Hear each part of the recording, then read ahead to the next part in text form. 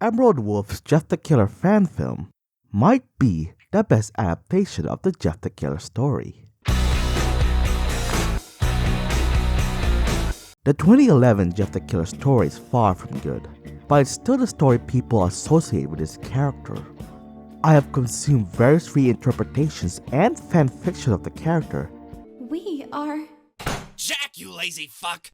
Are you gonna help me cook or what? And while a lot of those are far better than this piece of fiction, it's still the one people remember. However, the 2022 Jeff the Killer fan film, directed by Sarah Beebe and produced by all these people,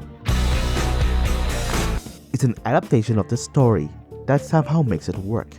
Not only because the directing and production is surprisingly competent, but it's weirdly faithful to the story. Terrible plot points and all. Jeffrey, this officer is saying that you attacked some kids yesterday and stabbed one of them. Stabbed, Jeffrey. I'm gonna curb stomp this bitch. It was me. I beat the shit out of those kids. I have the marks to prove it. You clearly made that cut just now. Look at Randy Orton slithering. Watch out, watch out, watch out, watch out! And the people behind this film are geniuses to be able to make this story work within a movie setting. The casting is pretty good for the most part. This guy, Dylan Morris, one of the producers of the film, is weirdly perfect as Jeff the Killer. Yeah, he's not the skinny twink everyone thinks Jeff the Killer is, but Dylan fits the character so well. Not like Dylan is an amazing actor, but he's good at this role. Also, it's a good choice to make this Jeff emo. More emo at least. And now you look your age.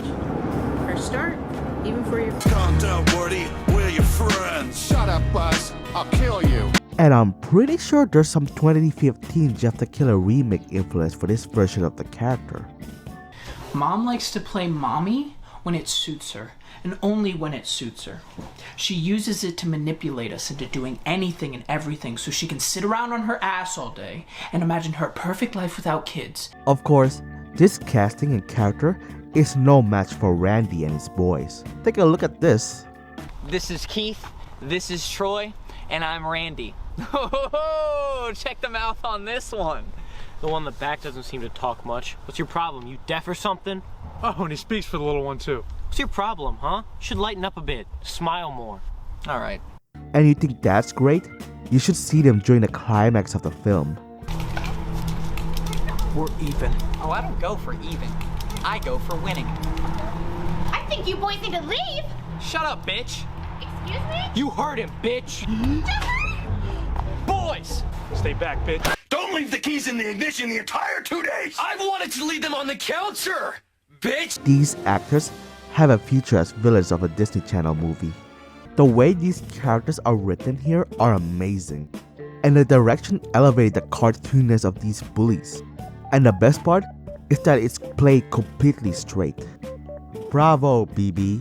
Speaking of Sarah Beebe, she plays Jane the Killer at the gotcha end credits scene. Which, I mean, she got the look, but at the same time, this feels like wish fulfillment, right? She literally casted herself as one of the most iconic female creepypasta characters of all time. It's every edgy teenage girl's dream. The filmmaking is decent. Sure, Sarah is no Martin Scorsese, but for the most part, I was immersed. I think having the Jeff origin story scenes be black and white for the most part was a good artistic choice. And the shift to color when Jeff finally transforms is pure cinema. Cinematography is decent, sound mixing is okay. All in all, it truly feels like I'm watching a film and not a shitpost. What's good, Jesters? Hope you guys are doing super well. For the past week, I've had Jeff the Killer in my basement, locked up in a cage. There are some modified and added scenes to the story, which for the most part is pretty good. Like Jeff's flashback where he eats shit. Jeff, what are you doing? Holy shit, is that Lucy Lacemaker? He's eating Lucy Lacemaker! Somebody get Sullivan! You big fucking cunt. What the fuck are you doing, freak? I wasn't doing anything. Bullshit. I got it all on my phone. What the fuck? There's also this plot point where they have this twist with the cop telling the story of Jeff the Killer to this traumatized family. The night he got home from the hospital, he killed his whole family. And I owe it to them to stop the guy. Why you specifically? I owe it to them because I was there that day. It'll be okay. I arrested Lou. I could have done something. I could have stopped him, but I ignored my gut and I arrested him anyway. Lady, who do you think you are? No one gives a shit. You're no Jane the Killer. You're no Clockwork. You're not even that one character no one knows but people make fan art of anyway. So yeah, for the most part, Sarah Beebe, the producers, and the rest of the cast and crew did a great job adapting this story. For the most part, there's some questionable choices.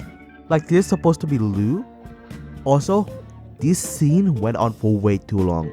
I don't know why they expanded it. Jeff, Lou, come say hi to the new neighbor. Where's Lou?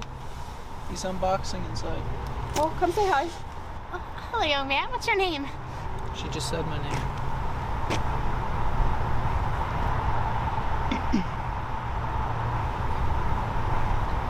Jeff. Don't be rude. Come here, Jeff.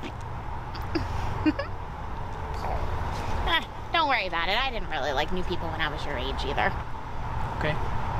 Jeff the Killer has many iterations, changing the story and methods to make him better and unique. But no matter what comes after, this version of Jeff is what he is to a lot of people. And I think that's why they remain faithful to the story. It's bad but iconic. Why change it? So this might be the best adaptation of the Jeff the Killer story. Might. You see, there's a certain webcomic that interests me. One that is far from finished and it interprets the same Jeff the Killer story, but has potential of being a better adaptation than the fan film. But what makes this story so special? It's gay as fuck.